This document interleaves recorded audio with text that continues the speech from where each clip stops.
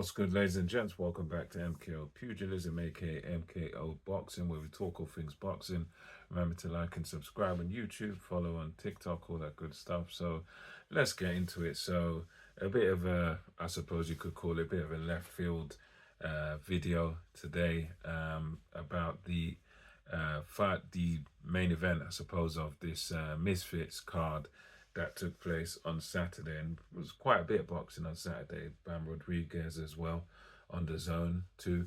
And yeah, this event, the Misfits event, I don't typically watch them, but I just thought, well, since I've recently changed my the zone package, the ultimate one, they gave slight little discount on it, so I thought let me just tune in, and it's all part of the subscription. I mean, I'm not a fan of it, but I thought let me tune in, and it was a bit of a circus as you would expect.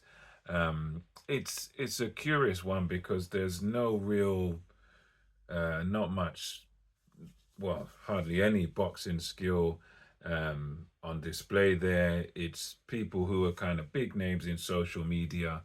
I think the lady Jade was quite decent. The one from the Taekwondo background, she showed some decent boxing skills. There are a few in there. I think it's Matt Floyd from the BKFC showed some skills, and the other guy who opened it was okay as well.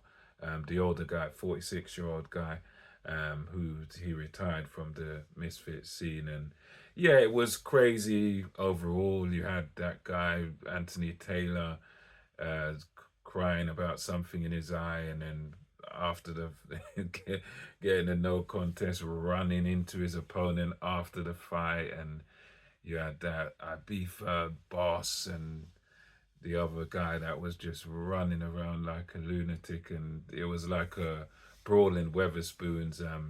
The whole thing was absolute chaos. It was like kind of it had some elements of kind of amateurish WWE stuff. You had some people in there looked like they didn't want to fight, like the hardest man in the UK.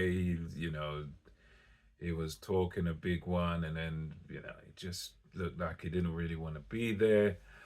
It was absolutely bonkers, the whole thing, and ended up with Tommy Fury beating Eddie Hall on points, which is very predictable. Tommy Fury just basically was circling all around the ring, was on his bicycle throughout the whole 6 rounds. It was just 6 2-minute rounds, so a lot less than a professional fight. You normally box for 3-minute rounds, at the highest level, 12 threes. This was 6 2s, as I think Eddie Hall said he couldn't manage to do 3-minute rounds.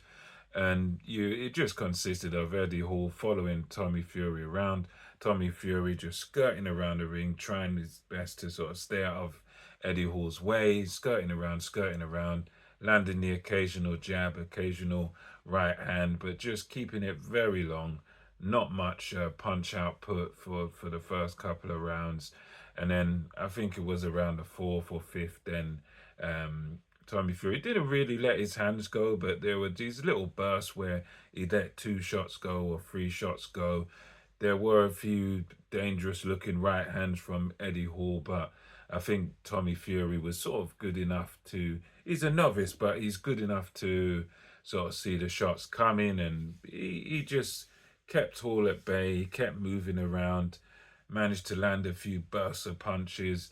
Um, you would have expected if he was a bit, he wanted to put a full stop on it, that Fury, you could tell by about round 3 or so that Eddie Hall was gassed, he was knackered, and yeah, Tommy Fury could have sort of stuck it on him a bit more, and put the shots together, because at the end of the day, Hall, he's bigger and stronger and more powerful than you, but you could put your shots together a bit more, stay in the pocket a bit more with him, because at the end of the day, he's knackered, and you can see his shots coming a mile away, sort of thing. And yeah, it wasn't really a very impressive display by Tommy Fury, but I suppose it's one of those things where it's kind of what you expect, because although they advertise him as this boxer, this real boxer and everything, and yeah, I suppose technically he is, but he's still very much a novice, and he's someone that hasn't really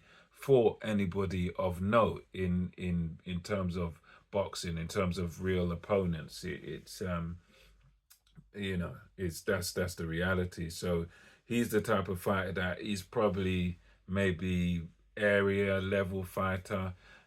You'd have to say he gets beat by any decent, he's fighting at cruiserweight, so any decent domestic cruiserweight would beat him. He probably wouldn't win a British title because those guys are just a bit too good for him, and he hasn't had the experience, I don't think, in the amateurs, and he hasn't fought anyone decent in the pros. But one thing you got to give Tommy Fury credit for is really capitalizing on his name and capitalizing on his fame. Because as much as I'll say, well, he's not particularly good, he's a low level fighter, but at the end of the day, he's earned so much more money than probably guys that are world class, guys that are good domestic level, British level guys, European level guys.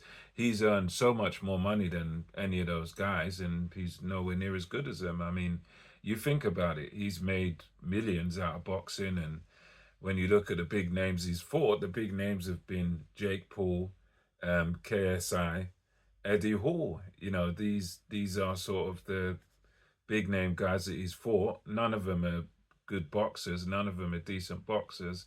But he's really capitalized on his Love Island fame and all of this, and that's one thing that I'll say. Yeah, that's very respectable, and at least he might not be particularly good, but he's kind of staying in his lane in these kind of freak show fights, and he's making a fortune for doing it. So at the end of the day, it's not so great, but he's proven himself to be, what it says on the tin, a prize fighter.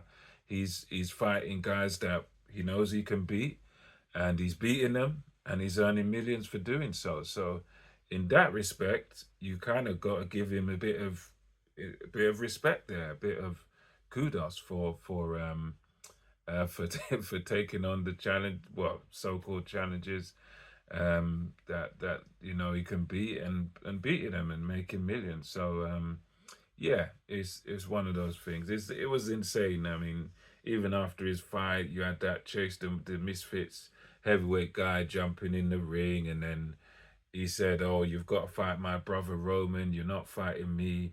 And then that Chase guy slapped Tommy Fury's brother Roman in the face, and it was just chaos. Everyone running around fighting. So yeah, it was absolute chaos, absolute madness. It was a bit of a, car crash TV, a bit of a circus, a bit of a comedy show. I mean, obviously very low standard of boxing, but it was one of them things where it's just entertainment, and I understand, they've got a young audience, and the thing with them is, as much as myself as a, more hardcore boxing fan would say, oh, this is all nonsense, it's all rubbish. Well, the thing is they've got a massive audience, they've got a massive following, and it makes money. So you could say if it makes dollars, it makes sense. It makes money, it makes sense. So, it's crazy, but hey, as long as people are gonna pay to watch it, what can you say? It's gonna remain. Let me know what you thought about this Tommy Fury versus Eddie Hall. I know it's not my typical content, but I thought since I watched it and I saw a lot of this card, I thought I'd just give my 2 cents. Let me know your thoughts, and until next time, MKO Boxing, over and out.